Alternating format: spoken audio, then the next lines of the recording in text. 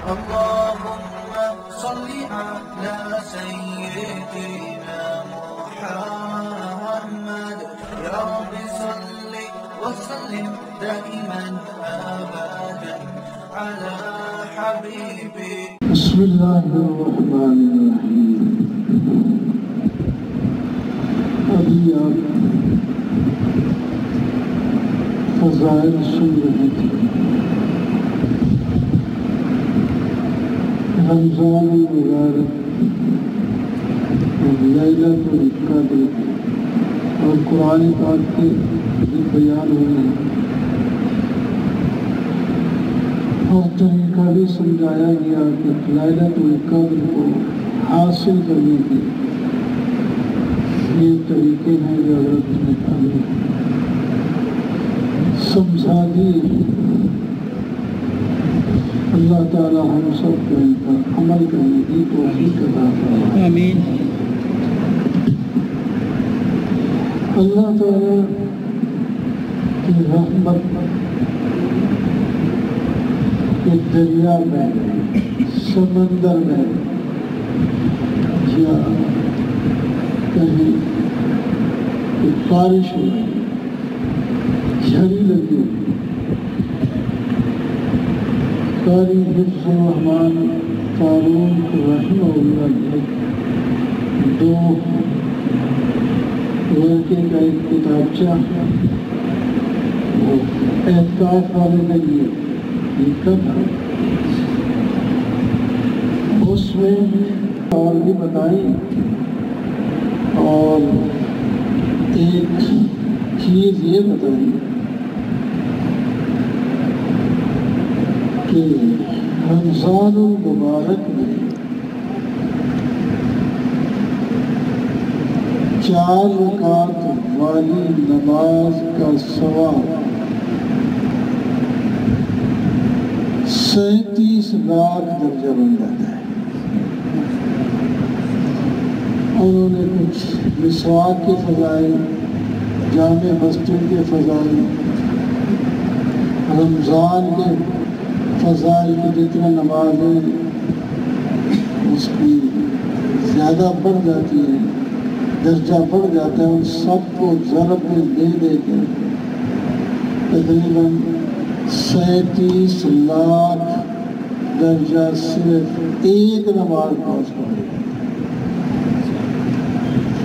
دوسری بات یہ بھی بتائی کہ جو اعتکاف میں بیٹھتا ہے وہ 24 گھنٹے نماز کا ثواب اس کو ملتا رہتا ہے,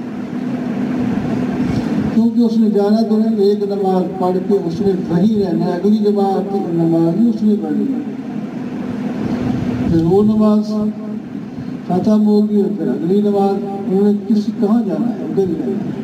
کہ نماز کے اندر جب آدمی نماز کے انتظار میں مسجد میں رہے گا تو اس کو نماز ہی کا ثواب ملتا ہے.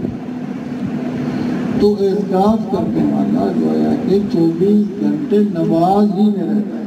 جب سوتا بھی ہے تو اس نیت سے کہ ابھی میں اٹھ کر کے نماز پڑھتا ہوں. تو اس واسطے اس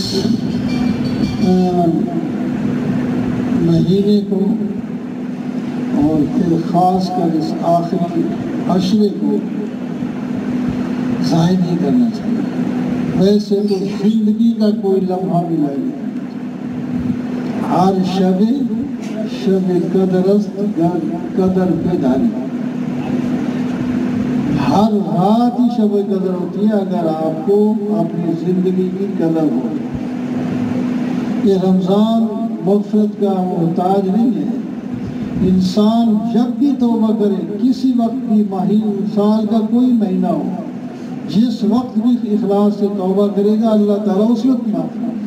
لیکن رمضان میں معاف کرے, رمضان کے اپنے فضائل ہیں, لیکن اللہ تعالیٰ کی رحمت تو ہر وقت استقبال کرنے کے لیے تیار ہے. کوئی مہینہ ہو رمضان کے بغیر بھی اللہ کی رحمت برس رہی ہے, اس کو حاصل کریں.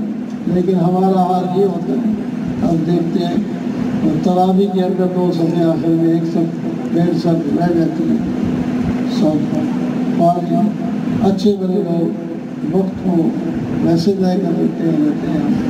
تو بہرحال یہ دوسرا عشرہ جو رہا ہے اس کو مغفرت کا عشرہ نبی علیہ السلام نے فرمایا. اور تیسرا عشرہ پرسوں سے ہوگا اور رات سے شروع ہوگا. کل والا دن تو اسی عشرے میں رہے گا کیونکہ کل 20 ہے. اسی میں حضرت مولانا عبدالحق حقانی رحمہ اللہ نے اپنے واضح کے اندر لکھا ہے.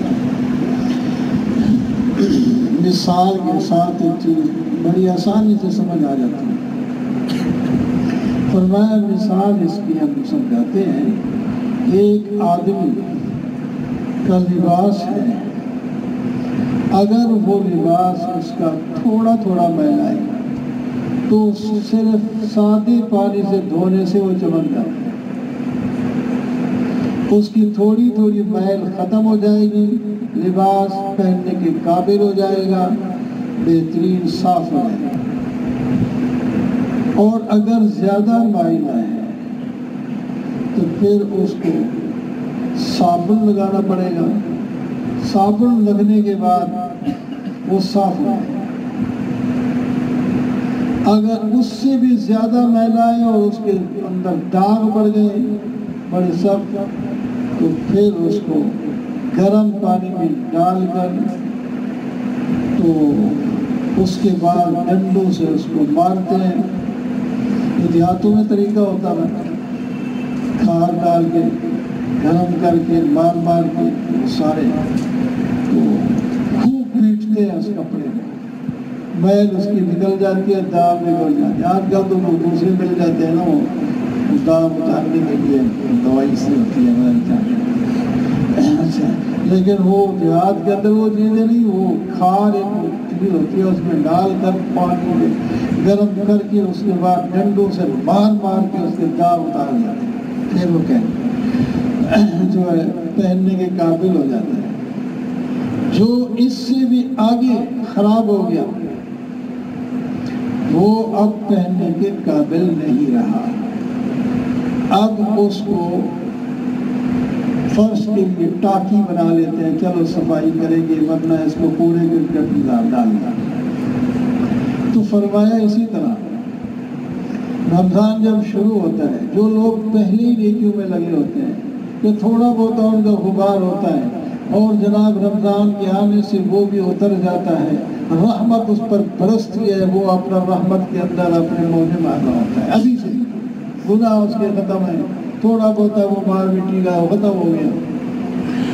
اور اگر کوئی آدمی اس سے بھی ذرا کچھ گناہ شنا بھی ہوتے رہتے ہیں تو دوسرا عشرہ مغفرت کا ہوتا ہے. وہ صابن لگ گیا, صابن لگانا پڑا. اس 10 دنوں میں پہلے اس نے محنت کی, صابن لگا لیا, اگلا عشرہ شروع ہوا تو پھر اب وہ صاف ہو گیا, گناہ اس کے مٹ جائے. اور اگر اور زیادہ گناہ گار ہے تو پھر دوسرے ہفتے میں بھی محنت کرے تو وہ گناہ اس کے معاف ہو جائیں گے دوسرے عشرے میں. پھر تیسرا عشرہ جو ہوگا اس کی گردن جہنم سے آزاد ہو جائے گی. اگر تیسرا عشرہ بھی گزر گیا, یہ اپنی گردن جہنم سے آزاد نہ کروا سکا تو پھر یہ جہنم میں جائے گا, اس کو جہنم میں ڈال دیا جائے گا. وہ جس طرح کپڑے کو پھینک دیا جاتا ہے, کہ لوہے کی مثال بھی انہوں نے دی ہے اور اس طرح کپڑے کی بھی مثال انہوں نے دی ہے. اس ترتیب کے ساتھ انسان بھی اپنی صفائی کرتا ہے. تو اللہ تعالی ہمیں صاف ہونے کی اس رمضان میں توفیق عطا فرمائے. اور پورے